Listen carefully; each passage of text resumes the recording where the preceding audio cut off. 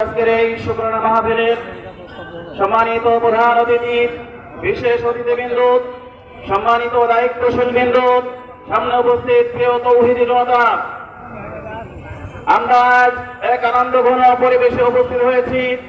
যারা মাত্র 9 মাস 10 দিন আগে আমাদেরকে নিষিদ্ধ করে আনন্দ মিছিল করেছিল, মিষ্টি বিতরণ করেছিল, তারা আজ তাদের আসল প্রাপ্য বুঝে পেয়েছে।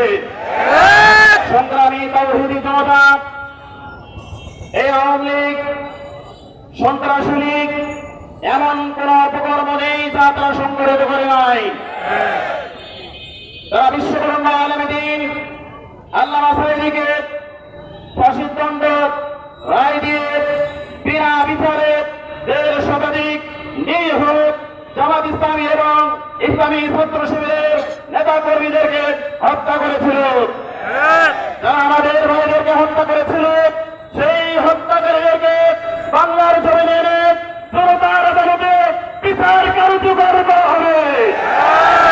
যতক্ষণ না পর্যন্ত একটি ইনসাফপূর্ণ সমাজ আমরা গঠন করতে না পারবো, ততক্ষণ পর্যন্ত আমরা আমাদের আন্দোলন চালিয়ে যাবো ইনশাআল্লাহ। সংগ্রামী তৌহিদি জনতা, যতক্ষণ পর্যন্ত ফ্যাসিবাদের পূর্ণ শিকড় নির্মূল না হচ্ছে, ততক্ষণ পর্যন্ত আমরা ঘরে ফিরে যাব না। আমরা একটি সমাজ ব্যবস্থার স্বপ্ন দেখছি। এই সমাজ ব্যবস্থায় কোন অত্যাচার চলবে না, কোন দখলদারিত্ব চলবে না, কোন লুণ্ঠন চলবে না, কোন সৃষ্টিবাদী চলবে না। যদি কোন ব্যক্তি, কোন দল, কোন গোষ্ঠী চাঁদাবাজির স্বপ্ন দেখে, ভোট ডাকাতির স্বপ্ন দেখে, তাদেরকেও আওয়ামী লীগের মতো দিল্লিতে পাঠিয়ে দেওয়া হবে।